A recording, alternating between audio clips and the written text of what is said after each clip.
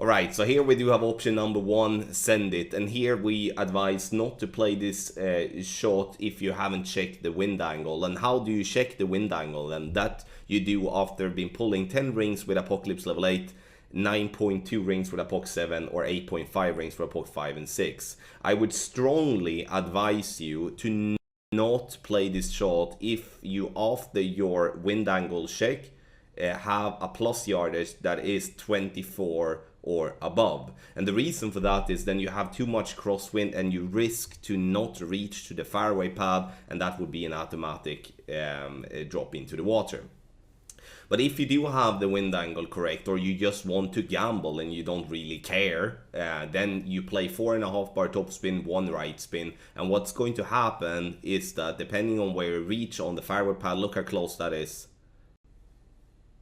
It was just at the beginning of that fairway pad, but it's either going to bounce you over the rough and land you nicely on green, or it's going to be clipping the rough, rolling out, so you do have a wedge. So it's a very risky shot that you're taking, but obviously the reward could be massive. But I would once again strongly advise you to do that wind angle check by doing those ring pulls. So for an example, let's say I have Apocalypse level 8, I should be checking my plus yard off the 10 ring pull. And let's say that I should be adjusting 16 rings for my wind. Then I pull 10 rings, I take a pause, and then I check my plus yardage, then I pull the rest of the 6. So that's how you do it, and that's, in my opinion, the only way to be 100% knowing if you're gonna reach to the pad or not. Otherwise, it's gonna be a gamble, and you're gonna make it sometimes, and you're not gonna make it sometimes.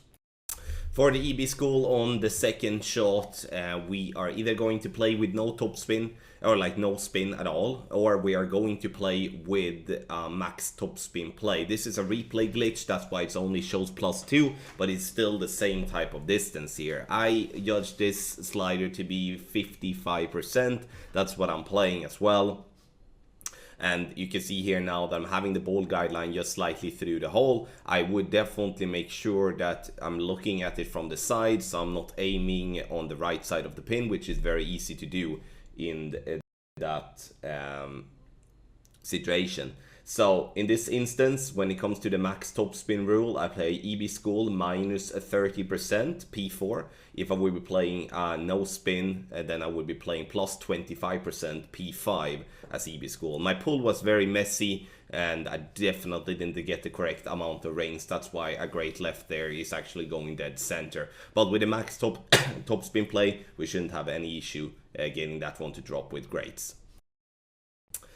So for option number 2, the free-to-play layup option, you can play with a wind 5 ball if you would like, but as it is the qualifying round, I honestly think that it's not worth it if you're going to play this route here. 0.8 top spin, 1 left spin. You can see that we're not really pushing here. I've been trying to go with some power hooks and stuff like that from the right, but the problem with the power hooks there is that we don't have tailwind enough many of the times to cut the corner of the trees, and will most likely end up into the hazard somewhere. So here we do adjust max plus 10 P3, and then we are using 0.8 ball of left curl. Pack the runner from start. We do want to use our long iron in completely minimum distance when it comes to taking our second shot. 340 to 345 yards is absolutely perfect. So for the second shot, it is important now that you have packed the runner as a short iron, because we do want to find the minimum distance line the easiest way possible. And what I would like us to do is to put the target at the minimum distance line, and then we are applying backspin so the ball guideline go just through the hole. It should be just through the hole, and then we correct so it's right at pin.